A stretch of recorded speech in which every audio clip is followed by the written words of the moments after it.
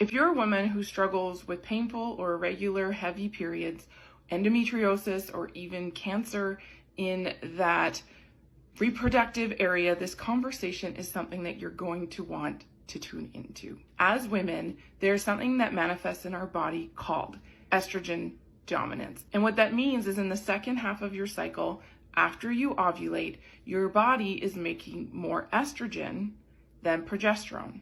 This wreaks havoc on your reproductive health and function. Some people consider estrogen dominance to be a diagnosis, but ultimately what I see it as is a symptom to something else underlying that needs to be resolved. As women, estrogen dominance is a big player in not only how we feel week to week, month to month, but also in our long-term health, because estrogen dominance can lead to breast cancer and reproductive cancers.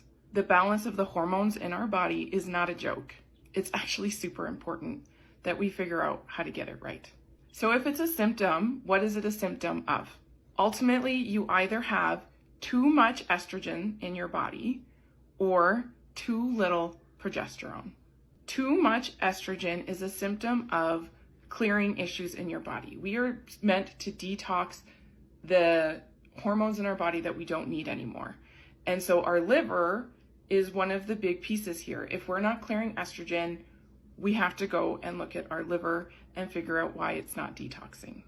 There are lots of estrogens that we can find in food and chemicals that are actually what is the main cause of what's getting clogged up in our body that our liver isn't processing. The second clearing issue is related to methylation at a cellular level. I have a video on that on my page. I will make sure to link it in the comments if you want to go deeper into methylation and its impact on your estrogen levels. Estrogen dominance is often found in people with endometriosis or extra body fat, because body fat and endometriosis happen to make more estrogen, which ultimately makes things even harder on our body. And too little progesterone has a lot of different causes. Some of the biggest ones revolve around stress in your body, meaning if you're in a caloric deficit or you're over-exercising in that second half of your cycle, you're going through stressful times. When your body's producing cortisol, it's not making progesterone. So figuring out how to mitigate stresses on the body in the second half of your cycle is going to be very important.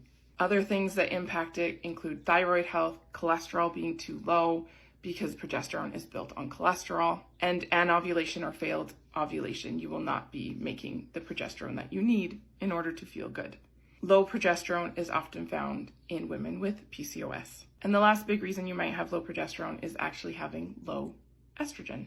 This was what happened with my body. I was low in estrogen and my progesterone downregulated. So I was estrogen dominant, but also low, very low in estrogen. Now, we can get into like the nitty gritty of the individual things that we can do to fix each individual symptom. But here's something that I know. If your body has estrogen dominance, then it is a lifestyle metabolic issue.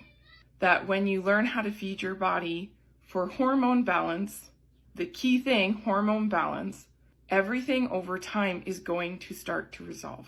And when I built my metabolism makeover plan, my meal plan that comes to you every Friday morning, your hormones as a woman are one of the most important things in this plan, if not the most important thing, because I know as a woman, you will never feel your best unless you balance your hormones. When I build the meal plans, I am taking all the information that I have and creating a plan to help you keep your liver healthy, so you can remove excess estrogens, so that you can produce enough progesterone. I take care of all of that, so you don't have to. And if you want the details, just put #mealplan in the comments, and I'll make sure you get them.